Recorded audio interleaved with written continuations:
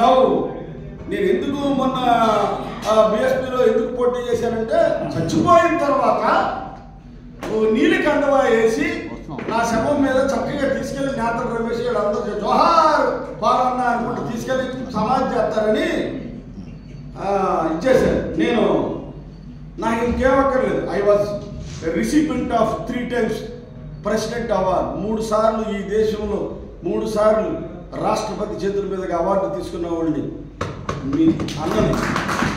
నాకు ఇంకా అంతకంటే ఇంకా అవార్డులు ఏమి ఉండవు.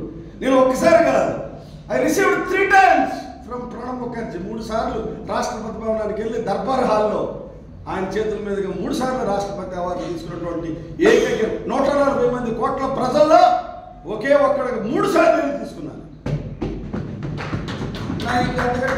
ఇప్పుడు నాయకత్వం పోరాటం ముందుకొచ్చి పదవులు ఈ ఆలోచన లేదు. శాస్త్ర జీవితం మానవ జాతికి అంకితం చేసి వెళ్ళిపోయేటప్పుడు నీలి జెండా కప్పుకొని అందరూ చక్కగా జోహార్లను కొడతా ఉంటే ఎవడన్నా నేతల రమేషో లేకపోతే ఇంకోటి ఎవరో కొట్టలేదు అనుకుంది సాయిబాబు కప్పు లేచి నేనే మళ్ళీ ఏ సాయిబాబు జోహార్లు మాట్లాడాలి. ఆ దృష్టితో వెళ్ళిపోదామని నేను చేశాను. నేను ఆ రాష్ట్రపతి వెళ్ళేటప్పుడే నేను నా బాడీని ఆ గవర్నమెంట్ హాస్పిటల్కి ఇచ్చేయమని కూడా నేను రాసి ఇచ్చేసాను.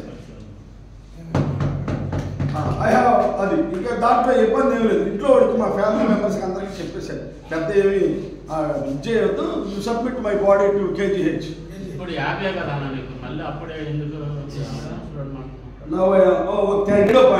రాజ్యాంగం, భారత రాజ్యాంగం అది ఒక నిధి, అది ఒక నిధి. మన నిధి అంటే అక్కడ కొన్ని నిక్షిప్తమైనటువంటి వజ్ర వైడూర్యాలు ఉన్నాయి, అక్కడ నిక్షిప్తమైనటువంటి వెండి బంగారం అన్నీ ఉన్నాయి, నవరత్న ఖచ్చిత మండలాలు ఉన్నాయి. వాటిని వెతికి తీసుకోవాల్సినటువంటి బాధ్యత మంది. వాటిని మనం తీసుకోలేము. అంబేద్కర్ గారు ఏం చెప్పాడు? బోధించమన్నాడు. అంటే ఎడ్యుకేషన్ ఉందా రాజ్యాంగం మీద? పోలీసులకి సంతోషం చూస్తే భయం, చాలా మందికి పోలీసులు చూస్తే భయం. సంతోషం చూస్తే ఎందుకు భయం? సంతోషం కొంచెం తెలుసు, ఆర్టికల్ 15, 16, 14, 21 ప్రశ్నించే తత్వం అనేటువంటిది తెలుసు కాబట్టి ఇది. అంటే what we want to protect constitution of India which was given by doctor BR Ambedkar to this entire country to be a nation is that we should know about constitution. రాజ్యాంగాన్ని ఎలా రక్షించుకుంటాం? గక్కుని రోడ్డు మీద ఎవడో పడిపోయారు, ఆ శ్రీనివాస్ తమ్ముడు నాయకు శ్రీనివాస్ గారు మిగతా వాళ్ళు కానీ గబగబెల్లి ఎవడో పడిపోయారు అని గబగబెల్లి వాళ్ళు తీసుకుంటామా? తీసుకోం. అయితే ఎవడో పండుకుని ఇది అయిపోయారు మనం వెళ్ళి చేస్తామా? పెద్దగా చేయము, కొంతమంది చేయవచ్చు కానీ చేయము. కానీ మన అమ్మ నాన్న పడిపోతే చేస్తామా చేయమా? చేస్తాం. మన తమ్ముడు పడిపోతే చేస్తామా చేయమా? చేస్తాం. మన చెల్లి పడిపోతే చేస్తామా చేయమా? చేస్తాం. ఎందుకు చేస్తాము? వాళ్ళని మనం ఓన్ చేసుకున్నాం. మా అమ్మ మన నాన్న అనుకున్నాం, మన రాజ్యాంగం అని మనం అనుకోవాలి. ఏమనుకోవాలి?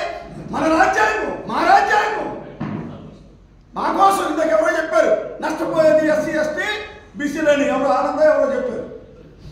ఎవరో ఏంటది? రాజ్యాంగం. ఎవరు రాజ్యాంగం?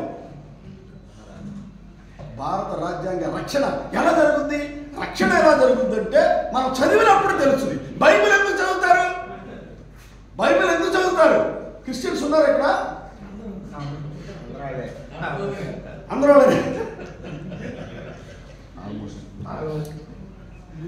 రమాకాంత్, రజనీకాంత్ బైబిల్ ఎందుకు చదువుతారు చెప్పండి? చెప్పండి సార్, బైబిల్ జ్ఞానం ఎందుకు కావాలి? పాపము నుండి కాపాడుటకు బైబిల్ చదవవలను, బైబిల్ జ్ఞానం కావాలను. మోక్షము కోసము ఆ ప్రభువైన యేసుక్రీస్తు ముందు మనం ఉండడానికి స్వర్గంలో పరలోక రాజ్యము మీకు ద్వారములు తెరవవలనంటే బైబిల్ జ్ఞానము కావాలి. బైబిల్ ఒక నిధి, రాజ్యాంగం కూడా ఒక నిధి. రాజ్యాంగం కూడా ఒక నిధి. బైబిల్ పరలోక రాజ్యం కోసం, రాజ్యాంగం ఇహలోక రాజ్యం కోసం. పరలోకపు ప్రభువు యేసైతే ఇహలోకపు ప్రభువు అంబేద్కర్. మరి భారత రాజ్యాంగాన్ని ఎలా రక్షించుకుంటాం? ఆ భారత రాజ్యాంగం యొక్క రంగు, రుచి, వాసన తెలియాలి. ఎవరికి తెలియాలి? ఇక్కడ ఉన్నటువంటి ఈ యుద్ధ వీరులందరికీ రాజ్యాంగ రక్షకులుగా వచ్చారు కదా. శ్రీనివాస్ ఒక రాజ్యాంగ రక్షకుడు, నేతల రమేష్ మరో రక్షకుడు.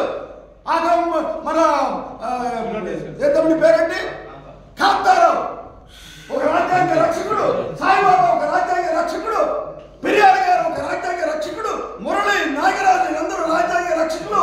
వీళ్ళందరూ ఒక దళపతి మండేష్ సంతోష్ వీళ్ళందరూ ఎవడు రాజ్యాంగ రక్షకులు. సో రాజ్యాంగాన్ని రక్షించుకోవాలంటే మనం దాని గురించి తెలియాలి, లిటరసీ కావాలి, రాజ్యాంగ అక్షరాస్యత కావాలి. అక్షరాస్యత అంటే ఏంటి? Reading, writing, understanding. రాజ్యాంగ అక్షరాస్యత, తర్వాత రాజ్యాంగ విద్య, కాన్స్టిట్యూషనల్ ఎడ్యుకేషన్. ఎవడో వస్తూ ఉంటాడు, ఒక జమీందారు లేదా ఒక పెద్దందారా లేకపోతే దందులలో వాడెవడో ఉన్నాడు కదా, వాడు నడుచుకుంటూ వస్తూ ఉంటే మన ఎస్సీ వాడు ఒకడు లేచి నిలబడ్డు. ఎరా పొగర పట్టిందా నీకు? నువ్వు దళితుడు అయి ఉండి నువ్వు లేచి నిలబడవా? నేను కామందుని వస్తుంటే నువ్వు అలాగ ఉంటావా అన్నాడు అనుకోండి.